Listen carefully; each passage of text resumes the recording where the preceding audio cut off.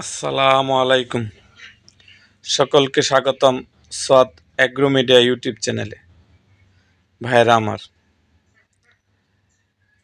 আপনারা জানেন যে গরুকে মানুষ খড় বা খের খাওয়াইয়া লালন পালন করে।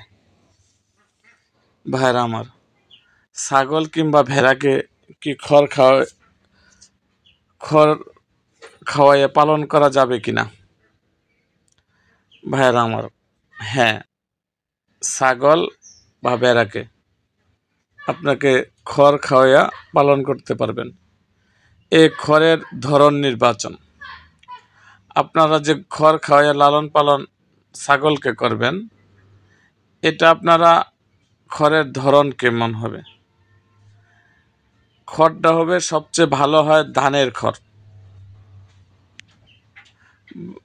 এই ধানের খড় আপনারা, এবং অনেকে গমের খড় খাওয়ায় গরুরে, কিন্তু ভেড়ার জন্য সবচেয়ে ভালো হলো ধানের খড়। আপনারা এই কচি ধানের খড় নরম হয় এবং ভেড়া ভালো খায়। এই যে ধানের খড়টা আছে, এটা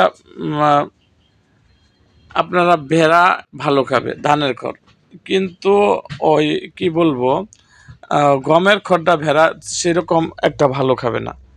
এই জন্য ভাইজান, আপনারা ভেড়াকে আপনারা খড় খাওয়াইয়া পালতে পারবেন।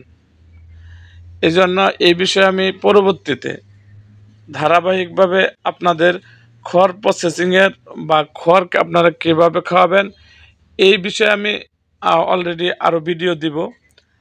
তো আজকে এই ভিডিওটা আমার এই পর্যন্তই।